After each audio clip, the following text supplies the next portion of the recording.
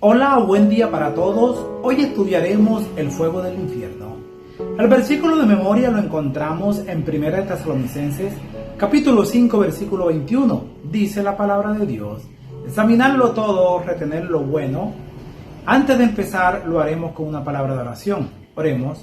Padre santo y poderoso Dios, ayúdanos, Señor, a entender tu palabra, tal cual como tú la expresaste, Señor, para la humanidad.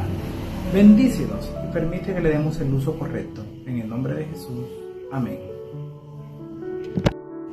La pregunta para nosotros sería: ¿dónde va una persona cuando muere? ¿Al cielo, al infierno, al purgatorio o está en el limbo?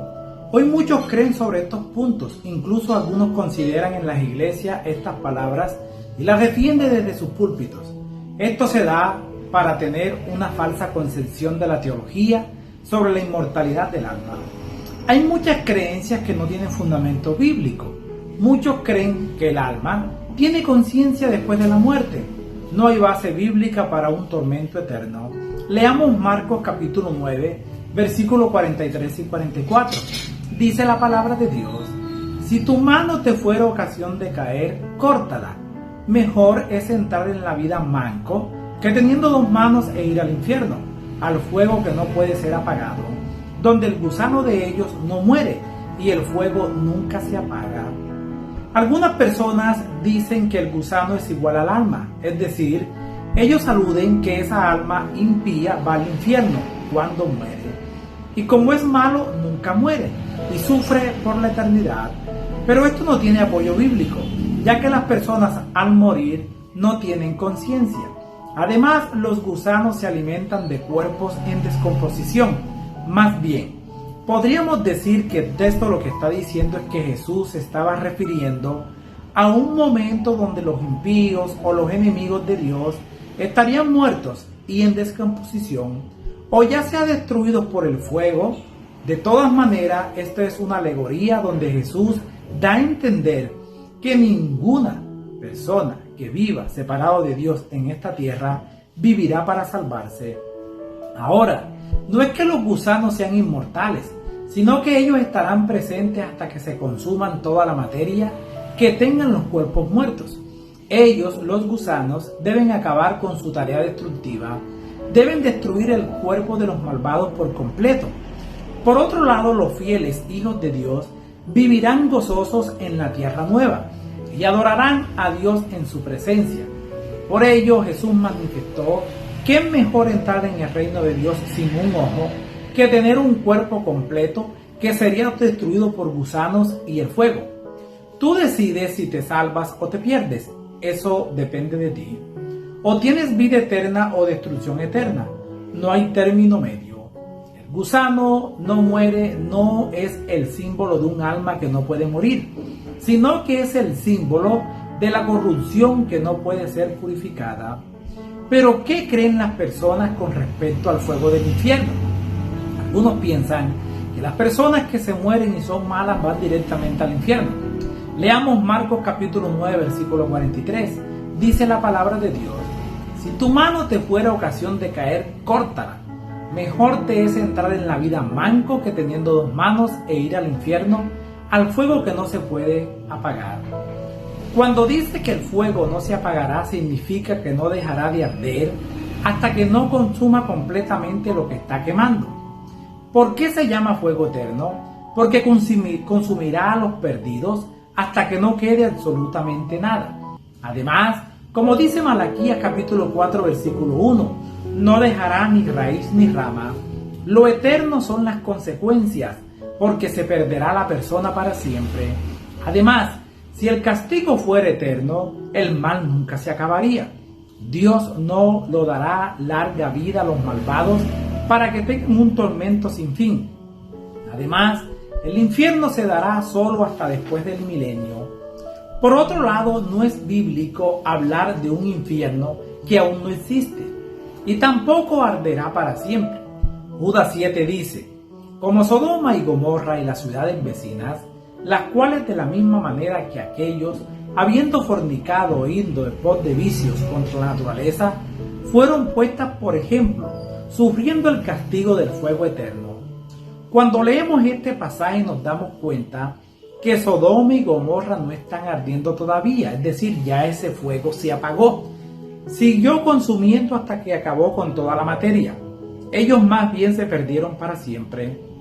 El fuego fue eterno hasta que quemó todo lo que debía quemar. Surge otra inquietud. ¿Acaso hay un purgatorio?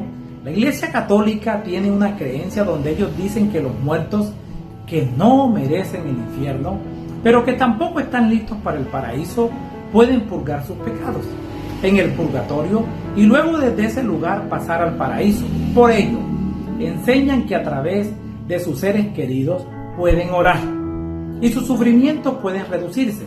Ellos enseñan una purificación después de la muerte para así obtener la santidad y entrar en el gozo de Dios. Y para ello también se deben dar limosnas y hacer penitencias. Pero ¿qué dice la palabra de Dios respecto a esto? Eclesiastés capítulo 9 versículo 10 dice: la palabra de Dios: todo lo que te viniere a la mano para hacer, hazlo según tus fuerzas, porque en el Seol a donde vas no hay obra ni trabajo, ni ciencia ni sabiduría. Pero la Biblia enseña otra cosa. Los muertos descansan en forma inconsciente, no saben, no oyen, no pueden hablar, no tienen sentimientos, su memoria quedó en el olvido. En sus tumbas están sin conocimiento. Ningún pecador puede salvar a otro pecador. Tenemos un solo mediador que se llama Cristo Jesús. Además, Hebreos capítulo 9 versículo 27 dice que después de la muerte viene un juicio final y después de la muerte ya no hay segundas oportunidades para arrepentirse. Estas enseñanzas acerca de la inmortalidad del alma y de un infierno que arde eternamente es obra de Satanás. El purgatorio, de la misma manera, es invención de Satanás para Satanás falsificar el carácter de Dios, para que las personas piensen que Dios es severo, castigador y que no perdona. La Biblia enseña es que los muertos estarán dormidos hasta que Cristo venga. Muchos no aceptan la enseñanza del purgatorio, pero sí creen muchos cristianos que los muertos justos están en el paraíso en la misma presencia de Dios. Pero miremos qué dice la palabra de Dios.